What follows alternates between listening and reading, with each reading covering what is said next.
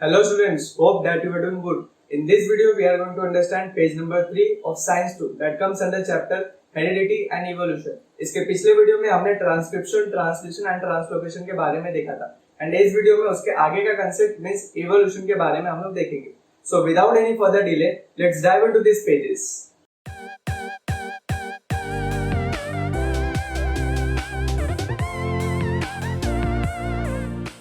अब हम स्टार्ट करते हैं पेज नंबर 3. इस पेज के स्टार्टिंग में टोटल 4 कैनो रिकॉल के क्वेश्चंस मिलेंगे, जिसमें से फर्स्ट क्वेश्चन है what is the function of appendix in our digestive system.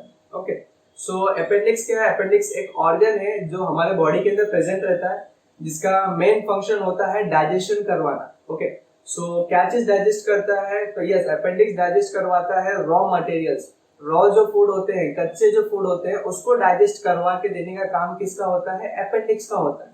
Okay, सो अगर यहीं पे अगर मैं आपको ये चीज पूछूं कि आपका जो भी डाइट है, आप जो भी फूड कंज्यूम करते हैं, उसके अंदर कितना परसेंटेज ऑफ फूड रॉ रहता है, यानी तो कितना परसेंटेज ऑफ फूड कुक रहता है. ओके, सो हमें ये चीज पता है, हम ज्यादा से ज्यादा फूड जो कंज्यूम करते हैं वो कुक्ड फूड रहता है, पका हुआ फूड रहता है, ना कि रॉ. कच्चा फूड हम कम कंज्यूम करते हैं. ओके, और क्योंकि हम कच्चा फूड कम कंज्यूम करते हैं, इसी के लिए हमारे बॉडी में अपेंडिक्स का जो फंक्शन है वो कम रहता है. ओके, और क्योंकि हमारे बॉडी में अपेंडिक्स का फंक्शन कम है, इसी के लिए उसका जो इंपॉर्टेंस है वो भी हमारे बॉडी में कम है.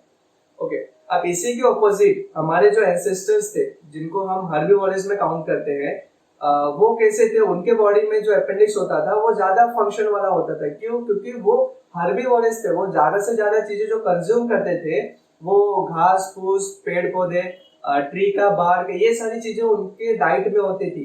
ओके, इसी के लिए उनके बॉडी का जो अपेंडिक्स होता था वो ज्यादा फंक्शन शो करता था, यानी तो ज्यादा इंपॉर्टेंस का होता था. ओके, सो यहाँ पे मैंने जस्ट आपको तो कंपैरिजन दिया है. देखिए, ऑर्गन वही है, अपेंडिक्स वही है, ऑर्गन वही है, बट यही ऑर्गन एंसेस्टर्स में ज्यादा इंपॉर्टेंस का है और वही ऑर्गन हमारे बॉडी के अंदर कम इंपॉर्टेंस का है. ओके, अब हम आते हैं सेकेंड क्वेश्चन पे. Are our wisdom teeth really helps to chew the food? जरा सोचिए ना, जो विजडम टीथ होता है. अच्छा, पहली बात, विजडम टीथ कहाँ पे प्रेजेंट रहेगा? तो ये जो हमारा सेट ऑफ टीथ है, इसके एकदम एंड पे विजडम टीथ का लोकेशन होता है. ओके, अब जरा आप सोचिए, क्या ये जो विजडम टीथ है वो क्या सही में फूड को च्यू करने में हेल्प करता है? अगर अगर अगर मैं ऐसा बोलूं कि अगर ये विजडम टीथ न रहे तो क्या आप फूड को च्यू कर सकते हैं, उसको स्मैश कर सकते हैं? तो यस, हम कर सकते हैं. ओके, मींस कहीं ना कहीं ये जो विजडम टीथ है वो हमें च्यूइंग ऑफ फूड करने में उतना ज्यादा हेल्प नहीं करता. ओके, बट इसी के ऑपोजिट जो हमारे एंसेस्टर्स थे, वो क्योंकि हर्बीवोरस थे, उसके लिए उन्हें फूड को, क्योंकि वो कच्चा फूड है ना, उन्हें फूड को ज्यादा स्मैश करना पड़ता था, ज्यादा उसको चबाना पड़ता था. इसी के लिए उनके बॉडी में वही विजडम टीथ ज्यादा इंपॉर्टेंस का था. Okay, same like appendix. Appendix के जैसे ये विजडम टीथ भी है, उनके बॉडी में ज्यादा इंपॉर्टेंस का था, बट हमारे अंदर वो कम इंपॉर्टेंस का. ओके, अब हम आते हैं थर्ड क्वेश्चन पे. Why did the huge animals like dinosaurs become extinct? जरा सोचिए इसके बारे में. ये जो डायनासोर्स हो रहे थे अर्थ के ऊपर, वो क्यों खत्म हो गए? ऐसा क्या हुआ था उस समय? तो यस, आपके दिमाग में जो इमेजेस आ रहे, जो भी वीडियोस आते होंगे, वो एक्चुअली वैसा हो सकता है. ध्यान से, मैंने क्या बोला? वैसा हो सकता है. जितने भी साइंटिस्ट लोग ने बोला है डायनासोर एक्सटिंक्शन को लेके कि ऐसा हुआ होगा, ऐसा, ये जस्ट प्रोबेबिलिटी है. कोई भी थियरी के पीछे कंफर्मेशन नहीं है. ओके, सो डायनासोर एक्सटिंक्शन को लेके ब्रॉडली 4 थियरी है जो ज्यादा पॉपुलर है. ओके, सो वो 4 थियरी को हम लोग फटाफट जरा देखते हैं. पहला थियरी क्या बोलता है? पहला थियरी ये बोलता है कि जो डायनासोर्स थे, जो भी समय डायनासोर्स थे, उस समय पोल्यूशन बहुत ज्यादा हो चुका था. ओके, सो हाँ, व्हीकल्स की वजह से वहां पे पोल्यूशन नहीं हुआ था. वहां पे जो पोल्यूशन हुआ था वो वोल्केनिक इरप्शंस के वजह से हुआ था. ओके, जब भी वोल्केनो इरप्ट हो रहे थे तो ढेर सारे gas, poisonous gases, smog, dust particle, ये सारी चीजें एनवायरनमेंट में एक्यूमुलेट होना स्टार्ट हो गया. ओके, अब क्योंकि एनवायरनमेंट में जो पॉइजनस गैसेस है उनकी क्वांटिटी बढ़ना स्टार्ट हुई, इसी की वजह से डायनासोर्स को सफोकेशन स्टार्ट हुआ और वो एक्सटिंक्ट होना स्टार्ट हो गए. ओके, सो ये पहला थियरी है.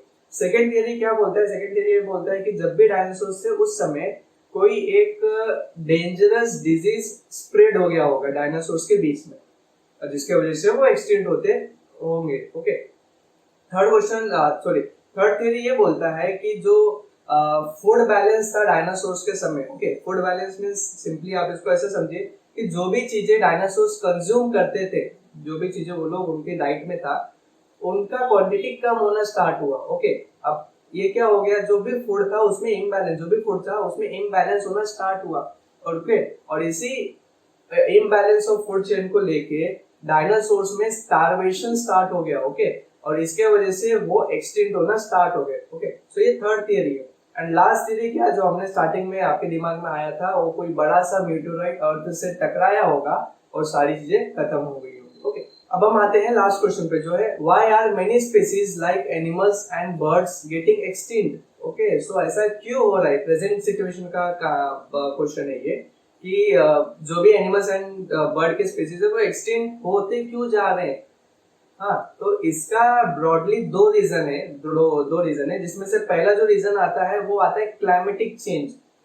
ओके, सो क्लाइमेटिक चेंजेस के वजह से एनिमल्स एंड बर्ड के स्पीसीज खत्म होते जा रहे हैं। एंड सेकेंड जो रीजन आता है इसमें, वो आता है हैबिटाट डिस्ट्रक्शन। ओके, अब ये हैबिटाट क्या है, तो हैबिटाट सिंपल वो जगह जहाँ पे एनिमल्स एंड बर्ड्स रहते हैं। Okay, so animals and bird कहाँ पे रहते, तो फॉरेस्ट में रहते। ओके, सो हैबिटाट डिस्ट्रक्शन मींस फॉरेस्ट का डिस्ट्रक्शन के वजह से एनिमल्स एंड बर्ड के स्पीसीज खत्म होते जा रहे हैं। ओके, और शायद हमें पता है कि फॉरेस्ट डिस्ट्रक्ट क्यों हो रहा है। ठीक है, तो ब्रॉडली दो रीजन है एनिमल बर्ड एक्सटिंक्शन को लेके, पहला क्लाइमेटिक चेंज और दूसरा आता है हैबिटाट डिस्ट्रक्शन। ओके, सो ये चारों कैन यू रिकॉल होने के बाद अगर मैं अभी आपको ये चीज पूछूं कि ये चारों जो क्वेश्चन अभी हमने देखा, ये चारों क्वेश्चन में ऐसा कॉमन क्या है, तो ऐसा हम बोल सकते हैं कि चारों में जो कॉमन था वो था चेंजेस। ध्यान से मैंने क्या बोला, वो था चेंजेस। आप चारों क्वेश्चन देख लीजिए, चारों क्वेश्चन में चेंज हो रहा है, चेंजेस हो रहा है। किस तरीके से, पहला जो क्वेश्चन था अपेंडिक्स वाला, उसके अंदर भी चेंजेस हो रहा है। पहले अपेंडिक्स ज्यादा इंपॉर्टेंस का था, अब वो कम इंपॉर्टेंस का है। सेकंड विजडम टीथ, वो भी ज्यादा इंपॉर्टेंस का था, कम इंपॉर्टेंस का है, चेंजेस। थर्ड डायनासोर एक्सटेंशन को लेके, वो भी पहले थे फिर खत्म हो गए, changes. And fourth animal bird extension को लेके, वो अभी है, आगे आगे का पता नहीं क्या होगा। ठीक है, चेंजेस। ओके, तो ये चारों में जो कॉमन है वो है चेंजेस। एंड इसी चेंजेस को ध्यान से, अब हमारे पेज के एक्चुअल कंसेप्ट पे, इसी चेंजेस को हम साइंटिफिक टर्म में क्या बोलते हैं, इवोल्यूशन बोलते हैं। ओके, क्या बोलते हैं, इवोल्यूशन बोलते हैं। सो इवोल्यूशन क्या है, evolution is a gradual change. And वो कहाँ पे हो रहा है, तो यस वो हो रहा है लिविंग ऑर्गेनिज्म के अंदर। चारों क्वेश्चन में देखिए, चारों चीजें लिविंग ही थी। ओके, सो ये इवोल्यूशन कहाँ पे हो रहा है, लिविंग ऑर्गेनिज्म के अंदर। इसके लिए स्टेटमेंट कैसा आएगा अभी, evolution is a gradual change occurs in living organism. Okay, over a long period of time. जो भी ये इवोल्यूशन हो रहा है, जो भी ये चेंजेस हो रहा है, ये टाइम लेता है। मीन्स ये तुरंत प्रोसेस नहीं होता। तुरंत मीन्स 1-2 साल में नहीं होता, यानी तो 100-200 ईयर्स में भी नहीं होता, उसको 1000 यानी तो करोड़ ऑफ ईयर्स लग जाते हैं एक माइन्यूट सा चेंज लाने के लिए लिविंग ऑर्गेनिज्म के अंदर। ओके, अभी हमारा एक्चुअल स्टेटमेंट क्या आएगा इवोल्यूशन का, तो yes evolution is a gradual change occurs in living organism over a long duration of time. Okay, अच्छा मैं आपको एक और चीज यहाँ पे बता दूं कि ये जो इवोल्यूशन है वो केवल लिविंग्स के अंदर होता है ऐसा नहीं है, वो नॉन लिविंग के अंदर भी होता है। ओके, किस तरीके से, इसको हम लोग जरा थोड़ा समझते हैं। फॉर एग्जांपल ले लीजिए अर्थ के फॉर्मेशन को। अर्थ जब भी फॉर्म हुआ होगा, मीन्स अर्थ का फॉर्मेशन का जो भी प्रोसेस रहा होगा, उसके अंदर ढेर सारे चेंजेस आए होंगे। अर्थ के स्ट्रक्चर पे, अर्थ के ऊपर के सरफेस पे, अर्थ के कॉम्पोजिशन पे, हर एक जगह पे चेंजेस आया होगा। ओके, मीन्स कहीं ना कहीं अर्थ पे भी चेंजेस हो रहा है, और इसी के लिए हम बोल सकते हैं कि अर्थ में भी इवोल्यूशन हो रहा है, यानी तो अर्थ पे भी इवोल्यूशन हो रहा है। ओके, सो इसी के लिए जो ये इवोल्यूशन है वो केवल लिविंग्स में होता है ऐसा नहीं है, वो नॉन लिविंग में भी होता है। स्टार्स हो गए, प्लैनेट्स हो गए, ये जो भी पहले इनका जो भी स्ट्रक्चर रहा होगा, क्या सेम स्ट्रक्चर सेम कॉम्पोजिशन अभी प्रेजेंट कंडीशन में भी सेम होगा क्या, नहीं, बिल्कुल भी नहीं है। ओके, सो इवोल्यूशन लिविंग्स में भी होता है एंड नॉन लिविंग्स में भी होता है, होता है नहीं, होता रहता है। क्यों, क्योंकि इवोल्यूशन ग्रेजुअल चेंज है। ओके, अब जैसे कि मैंने अभी आपको ये चीज बताया कि पहले अर्थ, फिर अर्थ के ऊपर कोई एक ऑर्गेनिज्म आया होगा, फिर उधर से ढेर सारे ऑर्गेनिजम्स ऐसे आए होंगे। ओके, ये प्रोसेस, तो इसी में अगर मैं आपको ये चीज पूछूं कि जो एक नया स्पीसीज बनता है, मैंने क्या बोला, कोई भी एक नया स्पीसीज, फॉर एग्जांपल ले लीजिए हमारा ह्यूमन एक स्पीसीज है। ओके, अब ह्यूमन के स्पीसीज में कौन है, तो ढेर सारे ग्रुप ऑफ ह्यूमंस है। कोई भी स्पीसीज में क्या होता है, हम उसको स्पीसीज कब बोलते हैं, जब उसके अंदर ढेर सारे उसके ग्रुप ऑफ एनिमल्स रहते हैं। ओके, सो ह्यूमन का स्पीसीज कहाँ से आया होगा, तो ये हमें ये चीज पता है, ह्यूमन का स्पीसीज कहाँ से आया, ह्यूमन के एंसेस्टर्स कौन थे, तो समथिंग मंकी लाइक एनिमल्स, यानी तो मंकी लाइक एनिमल्स का जो स्पीसीज है वो वहां से अभी हमारा जो ह्यूमन का स्पीसीज है वो आया होगा।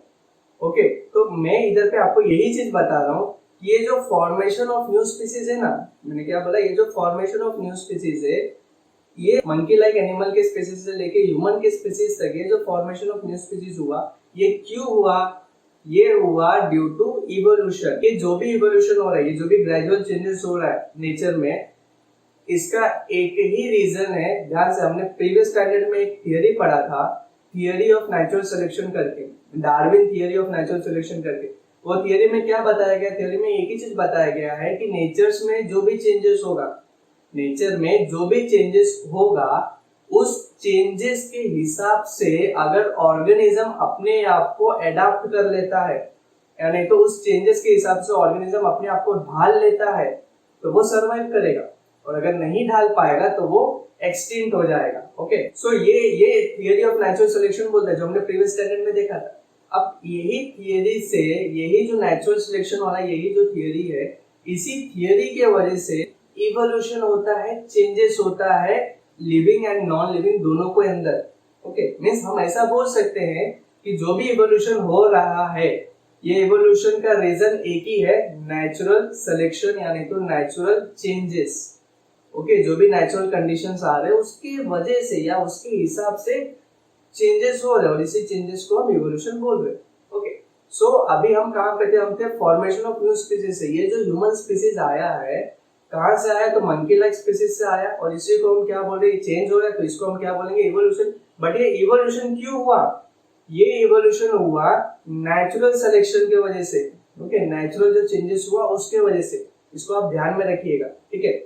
अच्छा, अब इधर पे मैं एक और चीज अगर आपसे पूछूं कि मंकी लाइक एनिमल में और ह्यूमंस में हमारे में क्या फर्क है, सिंपल, उधर पे टेल है, वहां पे एक अच्छा सा टेल है और हमारे पास नहीं है। मींस ये जो फॉर्मेशन ऑफ न्यू स्पीसीज हुआ है, ये क्यों हो गया, ड्यू टू चेंजेस। ध्यान से जरा आप इसको समझिए, formation of new species due to changes in specific character. Okay, monkey का कुछ अलग कैरेक्टर था, हमारा कुछ अलग कैरेक्टर है। ओके, तो formation of new species due to changes in specific character, कुछ कैरेक्टर में चेंजेस की वजह से एक नया स्पीसीज बन रहा है। ओके, एंड इसके आगे ऑफ सेवरल जनरेशन। ध्यान से, मैंने क्या बोला, मैंने जस्ट इतना ही बोला कि ये जो भी चेंजेस हो रहा है ना, उसको सेवरल जनरेशंस लग जाते हैं, बहुत ज्यादा जनरेशन लगता है। बहुत ज्यादा से मेरा मतलब है thousands and crores of generations लग जाते हैं एक ऐसा चेंजेस आने के लिए। Okay, so formation of new species due to changes in specific character. Okay, कुछ कैरेक्टर में चेंजेस के वजह से ऑफ सेवरल जनरेशन। ओके, ये जो भी चेंजेस हो रहा है ये सेवरल जनरेशन ले रहा है। ओके, बट ये सारी चीजें क्यों हो रही है, as a response of natural selection. ठीक है, सो ये जो भी कहानी मैंने अभी आपको बताई, सबको अगर मैं क्लब करूं स्टार्टिंग से, नया स्पीसीज क्यों बनता है उसको लेके, तो कैसा इसका स्टेटमेंट आएगा, तो formation of new species due to changes in specific character of several generation as a response of natural selection is called as evolution. Yes, ये फॉर्मेशन ऑफ जो न्यू स्पीसीज हो रहा है, इसको भी हम किस में काउंट करते हैं, इवोल्यूशन में ही काउंट करेंगे। ओके, सो इस जगह पे हमने दो डेफिनेशन देखा इवोल्यूशन का। सबसे पहला वाला कौन सा, जो हमने स्टार्टिंग में देखा, क्या, evolution is a gradual change occurs in living organism over a long period of time. Okay, और सेकंड डेफिनेशन जो अभी हमने देखा, फॉर्मेशन ऑफ न्यू स्पीसीज वाला। ओके, एंड हमने ये भी चीज देखा कि जो भी इवोल्यूशन है ये लिविंग्स में तो होता ही है, प्लस नॉन लिविंग्स में भी होता है। ओके, अब यहाँ पे जरा आप सोचिए कि जैसा कि अभी हमने ये चीज बताई कि ये ह्यूमन स्पीसीज कहाँ से आया, तो मंकी लाइक स्पीसीज से आया। अभी मंकी लाइक स्पीसीज कहाँ से आया होगा, तो आपके दिमाग में आएगा उसके पहले भी कुछ स्पीसीज रहा होगा, उधर से मंकी लाइक स्पीसीज आया होगा। ठीक है, अच्छा, वो स्पीसीज कहाँ से आया होगा, तो उसके पहले वाले स्पीसीज से आया होगा। वो स्पीसीज कहाँ से आया होगा, तो उसके पहले वाले स्पीसीज से आया होगा। मींस ये जो भी चेन है ना, species to species to species, ये जो भी पूरा चेन है, इसके एकदम अगर हम स्टार्टिंग में जाएंगे, एकदम इसके पीछे जाएंगे, तो कहीं ना कहीं, ध्यान से, कहीं ना कहीं हमें एक कॉमन स्पीसीज मिलेगा। मैंने क्या बोला, कहीं ना कहीं हमें कॉमन स्पीसीज मिलेगा, और इसी कॉमन स्पीसीज से अर्थ के ऊपर इस समय जितने भी एनिमल्स है, एनिमल्स में हम भी आते हैं, ओके, तो इसी कॉमन स्पीसीज से अर्थ के ऊपर जितने भी एनिमल है, यानी तो जितने भी प्लांट्स है, वो सारे इसी एक कॉमन स्पीसीज से आए हुए हैं। ओके, सो ये जो कॉमन स्पीसीज है, इसके अंदर ऑर्गेनिज्म कैसा था, उसका स्ट्रक्चर कैसा था, वो कब आया था, ओके, ये वो ऑर्गेनिज्म कहाँ पे आया था, हवा में, पानी में, जमीन पे, कहाँ पे आया था। ओके, सो ये सारी चीजें हम लोग थियरी ऑफ इवोल्यूशन में देखते हैं। अब थियरी ऑफ इवोल्यूशन क्या बोलता है, थियरी ऑफ इवोल्यूशन यही पूरा स्टोरी बताता है अर्थ के ऊपर लाइफ आने से, मतलब अर्थ के ऊपर लाइफ कैसे आया, अर्थ कैसे आया। ओके, सो ये सारी चीजें थियरी ऑफ इवोल्यूशन में कवर होता है, ठीक है।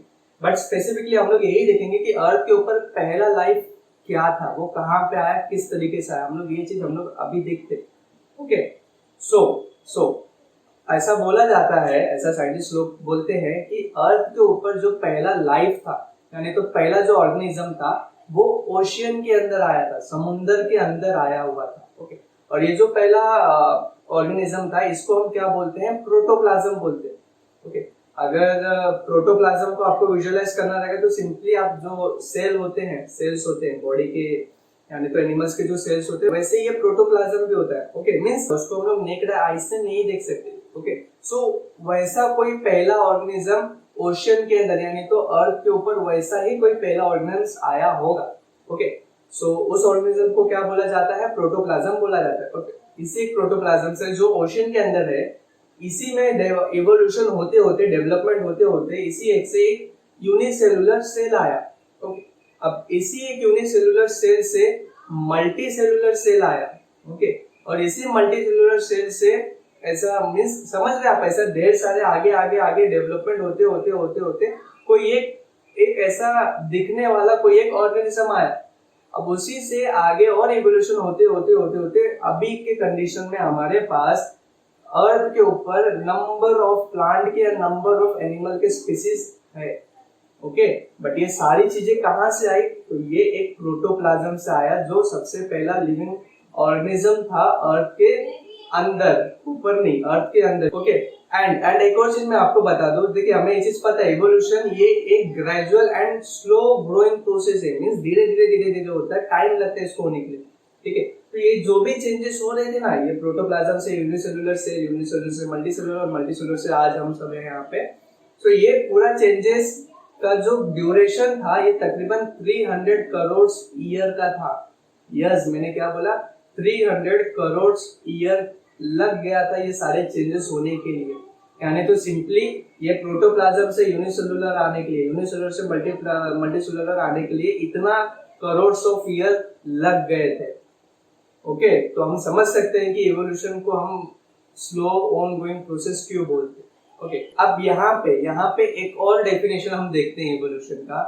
सो किस तरीके से हम लोग इसको डिफाइन कर सकते हैं, तो progressive development of plants and animal. क्या मैंने बोला, progressive development of plants and animal. But ये कहाँ से डेवलप हो रही है, ये नई नई चीजें कहाँ से आ रही है, from their ancestors. Okay, but ये जो भी डेवलपमेंट हुआ, इसके अंदर कुछ चेंजेस तो हुआ होगा ना, तो yes, having different structural and functional changes, यानी तो organization। ओके, तो अगर मैं वापस से सबको समराइज करूं ये स्टेटमेंट को, तो progressive development of plants and animal from the ancestors having structural यानी तो फंक्शनल, ऑर्गेनाइजेशन यानी तो changes is called as evolution. Okay, so यहाँ पे हमें टोटल 3 डेफिनेशन मिल चुका है इवोल्यूशन का। स्टार्टिंग में जो हमने पहले देखा, फिर फॉर्मेशन ऑफ स्पीसीज वाला देखा, एंड अभी हमने ये जो प्रोग्रेसिव डेवलपमेंट वाला देखा। ओके, सो आई होप कि आपको ये पूरा इवोल्यूशन का कंसेप्ट थोड़ा बहुत तो समझा होगा। तो बस इस वीडियो में इतना ही। आई होप कि आपको वीडियो समझा हो। फिर भी अगर आपको कुछ क्वेश्चन है तो प्लीज कमेंट डाउन बिलो। इसके नेक्स्ट वीडियो में हम लोग आगे के पेजेस को एक्सप्लोर करेंगे। Till that take care, bye bye and thank you.